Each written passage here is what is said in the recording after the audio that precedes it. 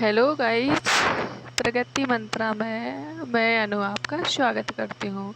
तो अभी आप लोगों ने मेरी कुछ पिछली क्लासेस ली होंगी जिसमें हम लोगों ने डिस्कस किया था भारत की स्थिति के बारे में, भारत के परिचय, ये सारी चीज़ों के बारे में, पड़ोसी देश, ये सारी चीज़ों के बारे में डिस्कस किया था। आई होप कि आप सभी को वो क्लासेस अच्छी लगी होंगी, समझ में आई होंगी। तो अब हम जो लाए हैं नया टॉपिक, वो है भारत की नदी। तो आइए हम देखते हैं कि भारत की कौन कौन सी प्रमुख नदियां हैं, उनकी कुछ सहायक नदियों के बारे में, उनकी कुछ लंबाई, उनमें से कुछ नदियों की लंबाइयों के बारे में, कुछ उनमें डैम, डेल्टा, ये सारी चीज़ों के बारे में डिस्कस करते हैं। इसी बीच मैं आपसे एक चीज़ बताऊं, तो हम लोग जो नदियां पढ़ेंगे तो उनमें से टू टाइप से पढ़ेंगे। एक है हिमालयन नदियाँ पढ़ेंगे। फर्स्ट कौन सा पढ़ेंगे? हिमालयन। एंड सेकंड कौन सा पढ़ेंगे? प्रायद्वीपीय। तो इससे सबसे पहले हम कौन सा पढ़ेंगे? सबसे पहले हम लोग पढ़ेंगे हिमालयन। तो आइए हिमालयन की प्रमुख नदियों के बारे में देखते हैं।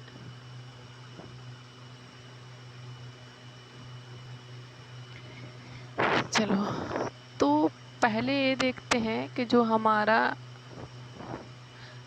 हिमालयन क्षेत्र है, तो वो यहाँ से ऐसे स्टार्ट होता है, यहाँ तक ऐसे क्या है, ये हिमालयन क्षेत्र है। इसमें से ये जो यहाँ है वो कौन सा है? तो ये जो मानसरोवर है, तो मानसरोवर से एक रिवर निकलती है, सिंधु नदी।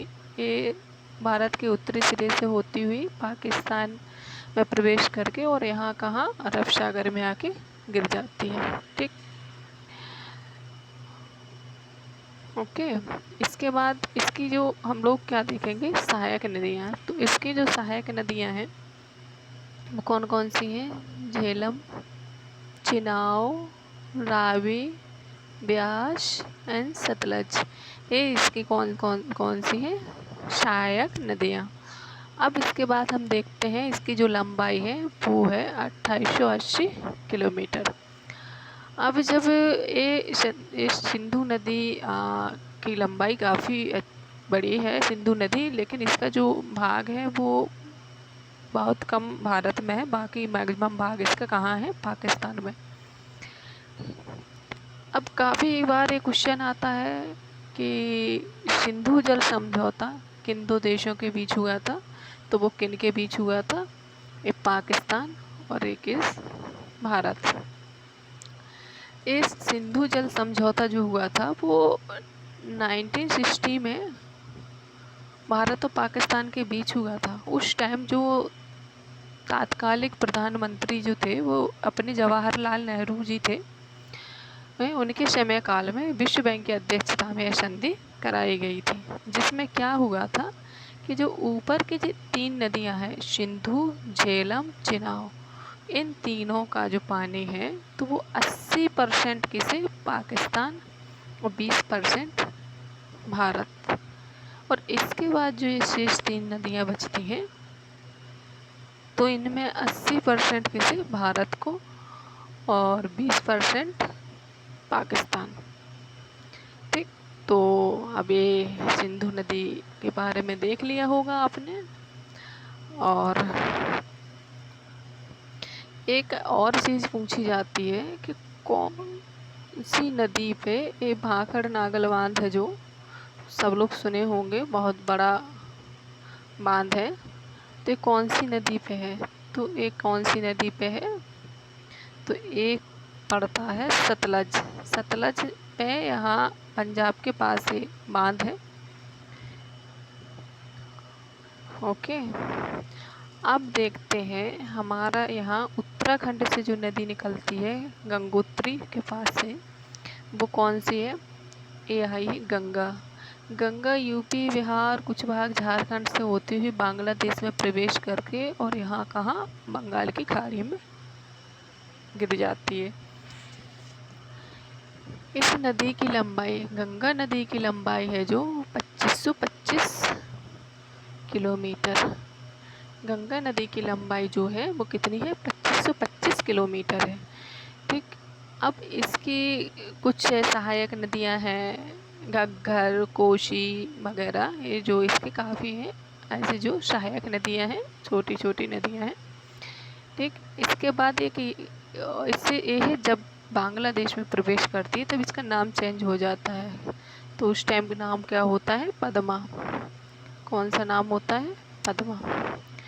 इसके बाद यहीं से एक और नदी निकलती है उत्तराखंड से, कौन आके गंगा में मिलती है प्रयागराज इलाहाबाद में। एक कौन सी नदी है? यमुना। ठीक। यमुना जो है वो भारत की सबसे बड़ी सहायक नदी भी मानी जाती है। और यमुना की सहायक नदियां हैं जो कौन कौन सी हैं? चंबल, बेतवा, कैन। तो यमुना की सहायक नदी आप लोगों ने देख ली है। चलो अब इसके बाद आते हैं, यही मानसरोवर के पास से एक नदी निकलती है जो तिब्बत से होते हुए इंडिया में प्रवेश करके बांग्लादेश में आके वो गंगा नदी से मिल जाती है और बाद में ये बंगाल की खाड़ी में गिर जाती है। तो इस नदी का तिब्बत में जो नाम है वो शाम्पो। शाम्पो नदी है जो वो भारत की सबसे चौड़ी नदी है। जब ये भारत में प्रवेश करती है यहाँ, तो यहाँ इसका नाम क्या हो जाता है? ब्रह्मपुत्र। क्या हो जाता है? ब्रह्मपुत्र। तो इस यह जो है भारत की सबसे चौड़ी नदी है। अब लंबी नदी की बात की जाए तो कौन है? गंगा। और इसकी जो लंबाई है, शाम्पू नदी की जो लंबाई है वो 2900 किलोमीटर है। कितनी है? 2900 किलोमीटर। ठीक। तो ये सारी चीज़ आपको क्लियर हो गई होगी। अब इसके बाद देखते हैं कि नदी जो आती हैं, अब एक एक चीज़ और इसमें देखते हैं कि जो ये आप लोग देख रहे होंगे,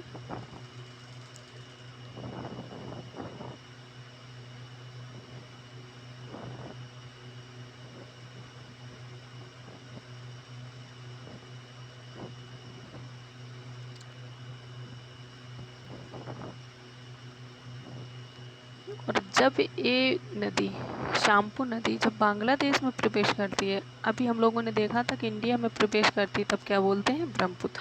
और जब बांग्लादेश में प्रवेश करती है तब क्या नाम हो जाता है इसका? जमुना। और जहाँ पे ये शाम्पू नदी आके बांग्लादेश में गंगा के साथ जहाँ मिलती है, तो जब ये दोनों एक नदी हो जाती हैं तब उसे क्या कहते हैं? मेघना। इसके बाद ये नदी यहाँ पे क्या बनाती हैं? डेल्टा, जो कि सबसे बड़ा डेल्टा है। क्या नाम है इसका? सुंदरवन। सुंदरवन डेल्टा। क्या नाम है? सुंदरवन डेल्टा। तो ये सब आपको समझ आ गई होंगी।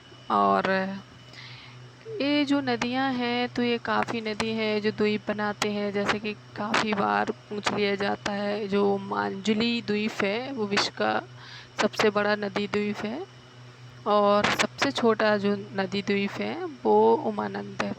ये ब्रह्मपुत्र नदी में है दोनों। तो ये चीज़ आपको क्लियर हो गई होगी। अभी हमने जो देखी है वो कौन सी नदी देखी है? हिमालयन नदी। अब इसके बाद जो हम देखने जा रहे हैं वो कौन सी देखने जा रहे हैं? प्रायद्वीपीय नदी। तो आइए अब हम देखते हैं प्रायद्वीपीय नदी।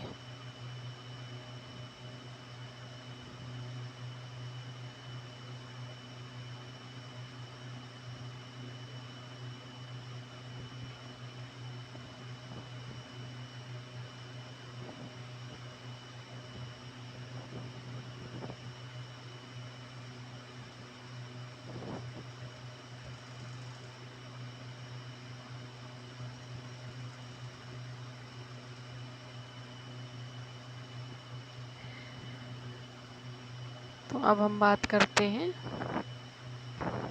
किसकी? प्रायद्वीपीय नदी की। ओके।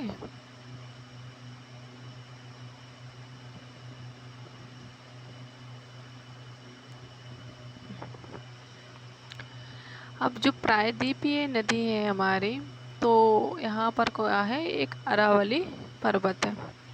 अरावली पर्वत है, वहाँ से एक नदी निकलती है लूनी।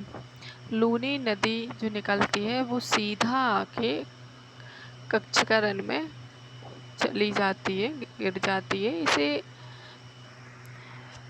इस नदी को विलुप्त नदी के नाम से भी जाना जाता है। कई बार पूछा जाता है कि कौन सी नदी विलुप्त हो जाती, तो लूनी नदी है जो विलुप्त हो जाती। अब जो भी हमारा यहाँ गंगोत्री था उत्तराखंड में, जो ये गंगा नदी आई थी, अब यहाँ पे क्या है, एक अमरकंटक। तो अमरकंटक से 3 नदियाँ निकलती हैं। एक निकलती सोम, कौन सी निकलती, सोम, एक नर्मदा, और एक ये महानदी निकलती है।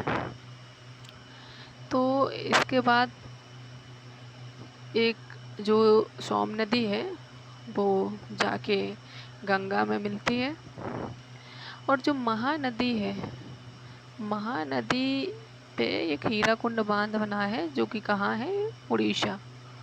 तो ये चीज़ आपको क्लियर हो गई होगी। और एक नदी यहाँ से आती है, ताप्ती।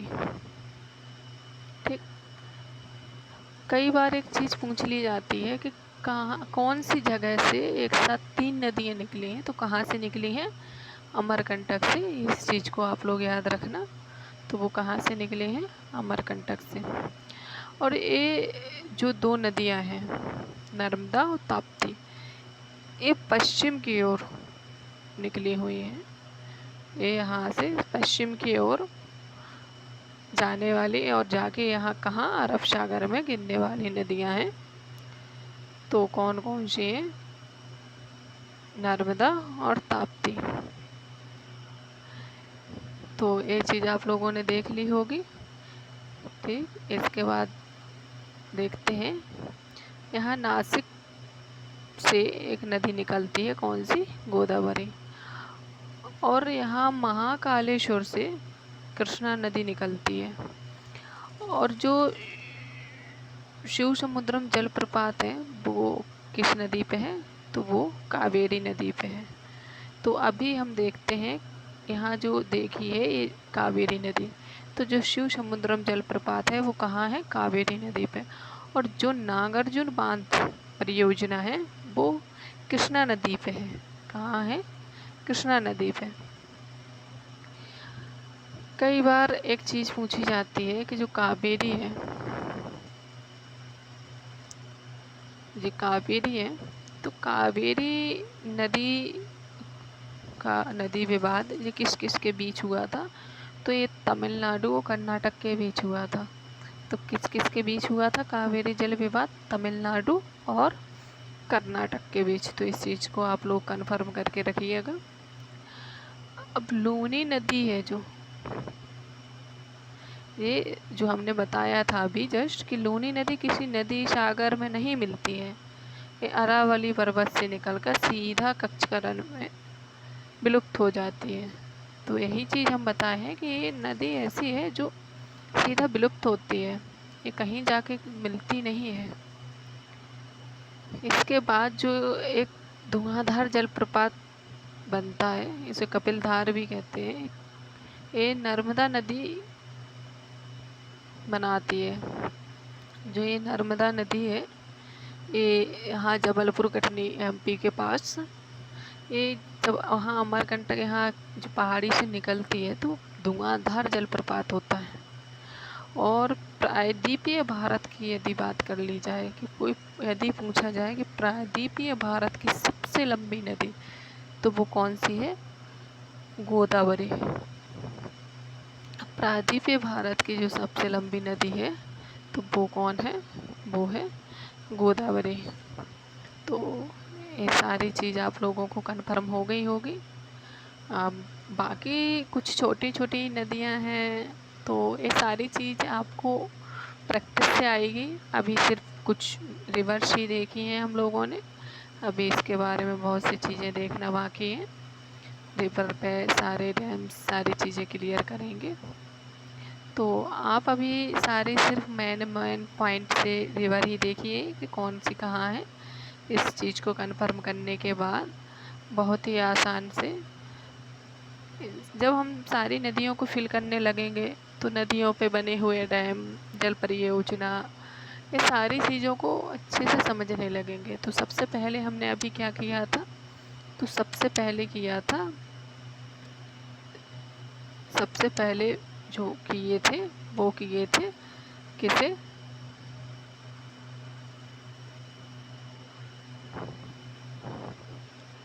तो सबसे पहले जो किए वो हम लोग हिमालयन नदी किए, जो कि आप देख रहे हैं।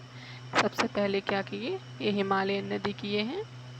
ठीक, तो आप लोगों ने हिमालयन नदी देख ली होगी और बहुत ही अच्छे से समझ ली होगी। आई होप कि आप सभी को समझ में आया होगा। पहले इस नॉर्मल से चीज़ों को देखिए, चीज़ें कम देखिए, लेकिन इस तरह देखिए कि वो एक ही बार में माइंड में हो जाए। ऐसे कन्फ्यूजन वाले सिस्टम से किसी चीज़ को नहीं देखा जाता है। तो आप लोगों ने हिमालयन नदी समझ ली होगी। इसके बाद जो नदी देखी है वो कौन सी थी, ये थी प्रायद्वीपीय नदी। ओके, तो ये सारी चीज़ें आप लोगों को कन्फर्म हो गई हैं। तो इन सारी चीज़ों को आप खुद से पहले फिल करना सीखिए। इन सारी चीज़ों को मैप के थ्रू फिल किया करिए। मैं एक एक चीज़ आपको मैप से फिल करके ही बताती हूँ कि कौन सी चीज़ कहाँ पे है, कौन सी नदी कहाँ से है, कौन सी जगह कहाँ, ये सारी चीज़ जब हम लोग फिल करते हैं तो ये डायरेक्ट पॉइंट से याद रहती हैं कि कौन सी चीज़ कहाँ थी, सारी चीज़ माइंड रहती है। तो इसलिए मैं कहूँगी कि आप लोग इस चीज़ को बड़ी ही आसानी से समझते हुए इसे खुद से प्रैक्टिस करके एक दो बार जब आप मैप फिल करेंगे तो ये बिल्कुल माइंड हो जाएंगे, फिर कभी भी माइंड से नहीं निकलेंगे। जैसे ही ये क्वेश्चन आएगा आपको तुरंत ही नदी से रिलेटेड या कोई भी चीज़ आप मैप के थ्रू पढ़ते हैं तो उस चीज़ से रिलेटेड कोई भी क्वेश्चन आए और जैसे ही क्वेश्चन कोई भी आता है तो आप डायरेक्ट वो चीज़ एक ही बार में कैच कर लेंगे। तो आई होप कि आप सभी को ये समझ में आया होगा। मैं पूरी कोशिश करती हूँ इस चीज़ का एक्सप्लेन करने की। और अभी इससे रिलेटेड बहुत सी चीज़ें हैं, अभी हमें इस नदियों में बहुत सी चीज़ें पढ़नी हैं। तो चलो मिलते हैं नेक्स्ट क्लास में। Bye bye all of you.